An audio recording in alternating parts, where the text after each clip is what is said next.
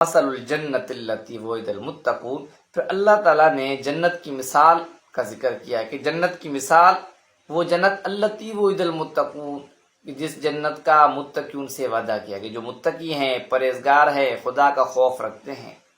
حقیقی تقویٰ یہ ہے کہ انسان کو گناہوں پر قدرت ہو پھر اپنے آپ کو بچائے۔ ایک شخص کو گناہوں پر قدرت نہیں ہے تو وہ اپنے آپ کو کیسے بچائے گا؟ کہ تقویٰ یہ کہ خدا کا تصور ذہن کے اندر خدا مجھے دیکھ رہا ہے یا میں خدا کو دیکھ رہا ہوں۔ انسان اپنی معاشرتی زندگی کے اندر جب اس چیز کو تصور بنا لے گا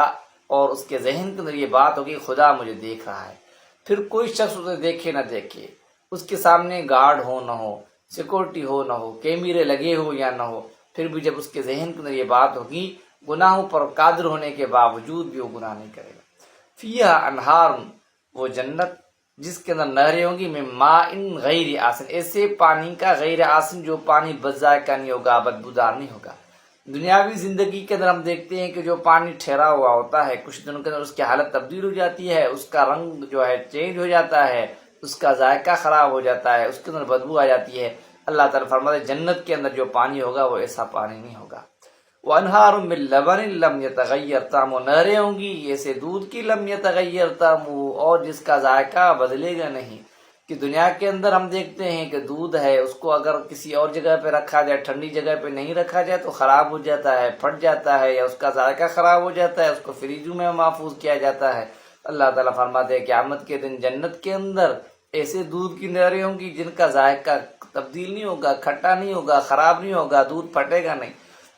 وَأَنْهَارٌ مِّن خَمْرٍ لَذَّةٍ لِّلشَّارِبِينَ، اور نہریں ہوں گی ایسے شراب کی جو پینے والوں کے لیے باعث لذت ہوگی۔ دنیا کے اندر لوگ شراب پیتے ہیں، اس کے بعد ان کی عقل چلی جاتی ہے، انہیں احساس نہیں ہوتا ہے، بڑا اور چھوٹا اپنے گھر والوں کے سامنے، مرد اور عورت کے درمیان اسے تمیز نہیں ہوتی، اس کی عقل ضائع ہو جاتی ہے، پھر وہ گالم گلوچ پہ آ جاتا ہے، اس کو کس چیز کا احساس نہیں ہوتا ہے۔ اللہ تعالیٰ فرماتے ہیں قیامت کے دن جو شراب ہوگی وہ پینے والوں کے لیے لذت کا باعث بنے گی، اور لذت اس کے اندر ہوگا اور اس سے انسان کی عقل معاف نہیں ہوگی۔ وَأَنْهَارٌ مِّنْ عَسَلٍ مُّصَفًّى، اور نہریں ہوں گی ایسے شہد کی جو صاف اور شفاف ہوں گی۔ جیسے دنیا کے اندر ہم لوگ شہد خریدتے ہیں، اس کے اندر ملاوٹ ہوتی ہے، کوئی جو ہے اس کے اندر شیرہ لگاتا ہے، کوئی گڑ کا شیرہ ہے، کوئی اس حساب سے میلا کچیلا ہو جائے، گند ہو جاتا ہے۔ اللہ تعالیٰ فرماتے ہیں قیامت کے دن جنت کے اندر جو